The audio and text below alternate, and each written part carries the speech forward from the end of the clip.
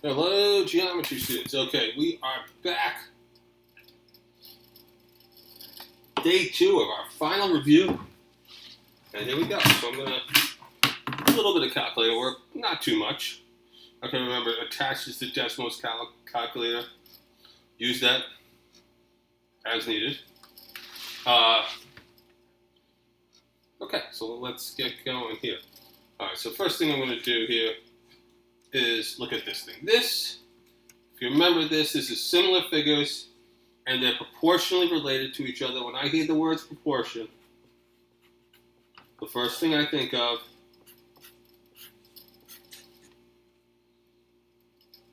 cross multiplication.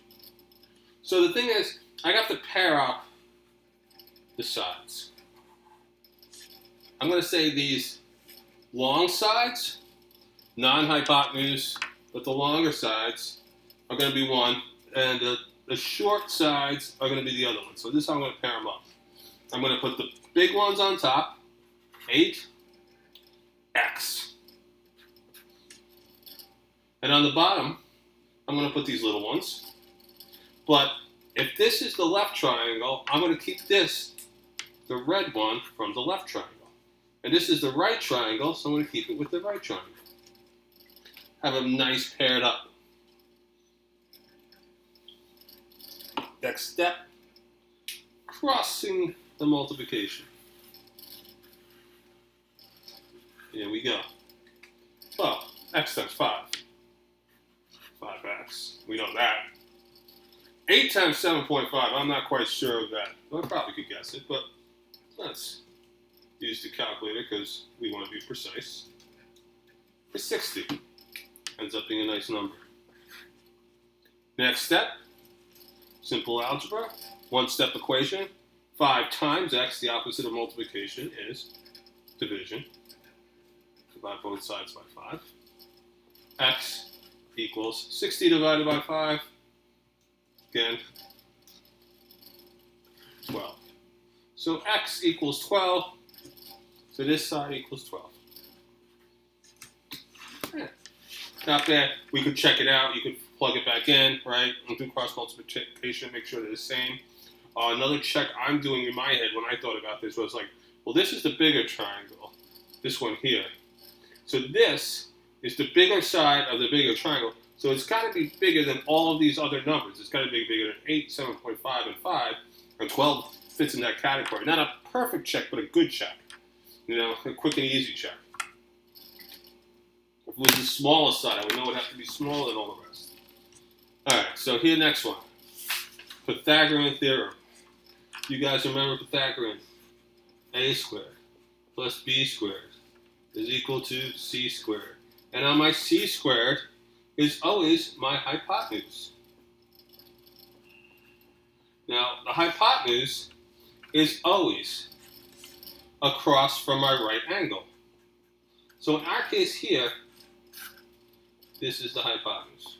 So here's the 90-degree angle in the triangle. Now, Pythagorean only works for a right triangle. So don't ever do it for a non-right triangle. But this is a right triangle. So across from the biggest angle, 90 degrees, is the biggest side, the hypotenuse. And C is always my hypotenuse. So I know this goes here. 3 squared equals. B, well, I can mix the other ones up. As long as I got this one right, I can say this is 2 squared and this is a squared. I'm going to solve for here. I'm going to make this a. I'm making it a just because it is. So I have a squared plus 2 squared is really 2 times 2, or 4. If you don't know what squared is, use the calculator. It means the same number multiplied by itself. 3 squared is not 6, it's 9 because it's 3 times 3. 3 times itself twice.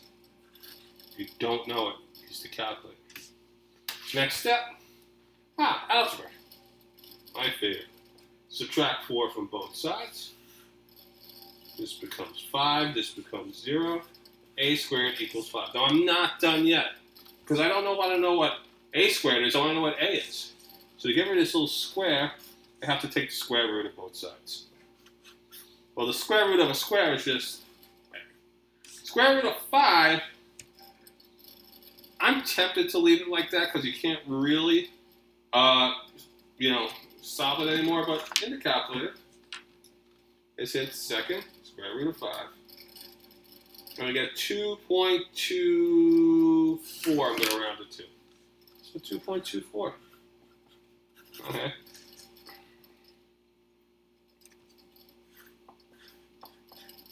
Okay, so remember, for these numbers, I don't want to see people doing 3 times 2 and giving me 6. Remember, 3 squared in the calculator is a button usually for squared. Okay? Alright. Or if you don't have a button that's exclusively for squared, usually what they do have is 3, right? And see this up caret button here? This triangle shaped thing?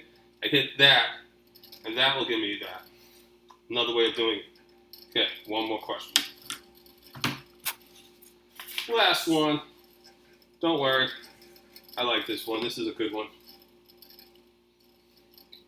Okay, so this is a translation of 4 right and 3 down.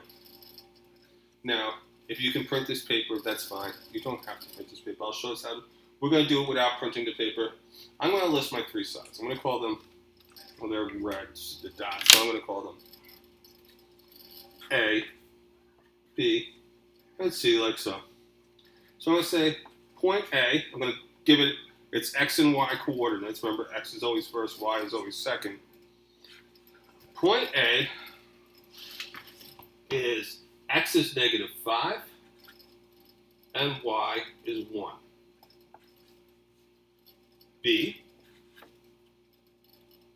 X is negative 1, just counting over, and Y is 1, 2, 3, 4. And then finally C is just X is 0, because it's right here on the Y-axis, and the Y is 1. Now, what we're going to learn next here is how to do the transformation. 4 right is an X and right. This is X and Y. This is X, and this is Y. Left and right is X. Up and down is Y. Now, what happens is 4 right, if I'm saying 4 right, that means I have to add 1, 2, 3, 4 in the positive. So that's the positive direction. Down, you might have guessed, is a negative direction. So right is positive, down is negative. So this is what I'm going to do. I'm going to rewrite it one more time. But this time I'm going to put this here. So I'm going to have negative 5 is my X direction plus a number. Negative 1 plus a number. 0 plus a number. That number is 4. Now I'm going to do the Y directions. Well, these numbers here are 1, 4, 1. It's going down, so they're all going to be the negative direction. And they're going to all go down by the number 3. And then what happens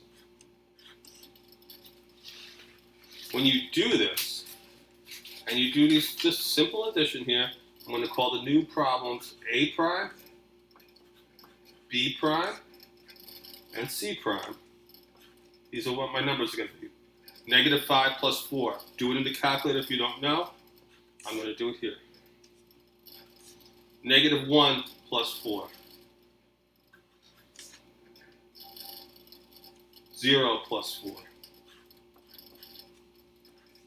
Now I'm going to do the Y. 1 minus 3, negative 2. 4 minus 3 is 1. Now if you're doing this on your own, take your time. Slowly. Use the calculator. 1 minus 3 is negative 2. So now I'm going to put in 3 new numbers. Negative 1, comma negative 2. I'm going to call that my A prime. Then 3, comma 1. here. That's my B prime. And my C prime is 4, comma, -2, which is here. Now, as I'm looking at this, I'll see something that works out very, very nicely. You'll see I have the same shape as before, just moved 4 right and 3 down. Now, if you can do this on a piece of graph paper, you can count 4 right, 3 down, 4 right, 3 down, 4 right, 3 down. But I'm showing you right here on the bottom how to do it mathematically. Okay, this is how I want to see the answers because all of us can't necessarily do it that way. Okay, good job, guys. I'll talk to you later.